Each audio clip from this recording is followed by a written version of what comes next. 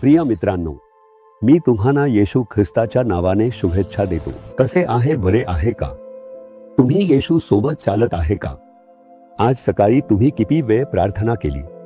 किती वेळ तुम्ही वचनाचं ध्यान केले? पहाटे उठून, अंधारात उठून सर्वप्रथम प्रभूच्या समोर जाऊन गुडघे टेकून बायबल वाचले पाहिजे, त्यावर ध्यान करून प्रार्थना केली पाहिजे। आज दिवसभर माझ्या सोबत राहा, मला चालवा। माझ्या सोबत चालत या, माझा हात धरून मला चालवा। आज कोणती परीक्षा येईल, अडचण येईल, संकट येईल तुम्हाला माहित आहे, म्हणून सकाळीच प्रार्थना करून प्रभूची मार्गदर्शन घ्या। प्रभू, माझ्याशी संबंधित सर्व लोकांना हे आशीर्वाद द्या, माझ्या सोबत काम करणारे, माझ्या खाली काम करणारे सर्वांना, आमच्या रस्त्यावर राहणारे सर्व लोक, त्यांच्यासाठी प्रार्थना करा। आमच्या देशाला आशीर्वाद द्या, आमच्या देशाच्या नेत्यांना आशीर्वाद द्या आणि आमच्या देशासाठी त्यांचा उपयोग करा। त्यांना एक चांगले हृदय द्या आणि स्वार्थ दूर करा। पैशाची लालसा दूर करा, लाचखोरी, भ्रष्टाचार टाळा। देशासाठी चांगल्या हृदयाची देणगी द्या। जर आपण असे प्रार्थना केले, हजारोंनी, लाखोंनी प्रार्थना केले, तर बदल घडेल। आपण प्रार्थना करायलाच हवे। आज प्रभू काय सांगत आहेत माहिती आहे का?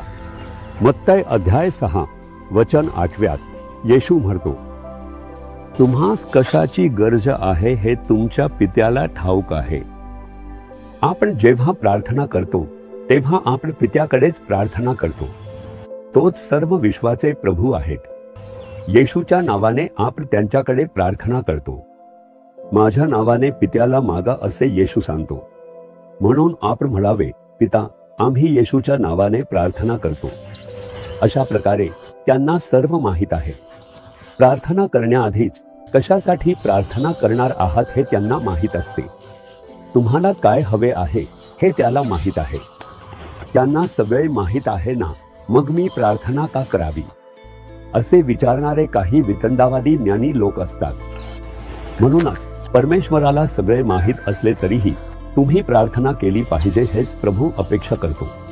मला कसला त्रास होत आहे तुला माहित नाही असे प्रभूला म्हणू नये, त्याला सर्व ठाऊक आहे।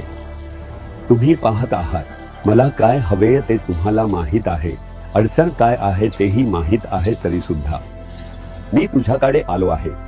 मी एखाद्या वडिलांकडे आल्याप्रमाणे आलो आहे। कृपया मला मदत करा, मला मदत करा असे म्हणावे, म्हणून परमेश्वराला वाटते। मुलग्याला काय हवे आहे हे त्याच्या घरात असलेल्या पित्याला माहित नाही काय? मुलगा शाळेला जात असताना त्याला काय हवे आहे? बूट, युनिफॉर्म, बॅग असे सर्व माहित असतो। माहित असूनही जेव्हा ते मूल येऊन म्हणतो, बाबा मला युनिफॉर्म द्या, मला बूट द्या, आमच्या शाळेत सांगितले आहे, त्या वडिलांना आनंद होत नाही। सगळे मला माहित आहे जा कधीच म्हणणार नाही। परमेश्वराला माहित आहे तुला काय हवे आहे, कशाचे गरज आहे हे सगळे त्याला माहित आहे। सगळे मला माहित आहे, तरी सुद्धा तू मागितले पाहिजे, विश्वासाने मागितले पाहिजे असेच येशू त्या ठिकाणी सांगून देतो। म्हणूनच त्यांना सगळे माहित असतानाही आपण तोंड उघडून केव्हा मागतो याची ते आतुरतेने वाट पाहत असतो। अशा प्रकारे मागितल्यावर वडील म्हणतात, मला माहित आहे, मी तुझ्यासाठी एक गोष्ट तयार करून ठेवली आहे असे एक वडील आनंदाने सांगावे तसे ते बोलतो। तू यायला मी वाट पाहत होतो, मला सगळे माहित आहे, मी तुझ्यासाठी करतो असे परमेश्वर म्हणतो। आनंद काय आहे ते माहित आहे का? आपल्याला चांगला एक पिता आहे। तो आपल्यापासून खूप दूर नाही, तो दिसत नाही अशा अंतरावर बसला नाही। तू तिथे जा, इथे जा असे म्हणणारे पिता नाही। ते तुमच्या शेजारीच आहे, तुम्हाला लक्ष देत आहे। मला सगळे माहित आहे असे ते म्हणतात। तरी सुद्धा तू विचार कर, तू विचारलेस ते तुझ्यासाठी करतील। म्हणून परमेश्वराकडे पाहून म्हणा, तुम्हाला सगळे माहित आहे। प्रभू एका वडिलांसारखे तुमच्याकडे विचारतो। तुम्ही विचारायला सांगितले आहे, मी विश्वासाने विचारतोय असे सांगा आणि लगेचच चमत्कार घडेल। त्याला सगळे माहित आहे, म्हणून वादविवाद करू नका, बरोबर ना? स्वतःला नम्र करा आणि आज प्रभूसमोर सांगा, प्रभू पिता, मला आज काय हवे आहे, आताच मला काय गरज आहे हे सगळे तुम्हाला माहित आहे। म्हणून मी येशूच्या नावाने तुझ्याकडे विनंती करतो, आज माझ्यासाठी एक चमत्कार कर, माझी गरज पूर्ण कर, माझी गरज भागव. या गोष्टीत माझ्यासाठी एक चमत्कार कराल या विश्वासाने मी तुझ्यापाशी हे मानतो. येशूच्या नावाने आमेन, आमेन.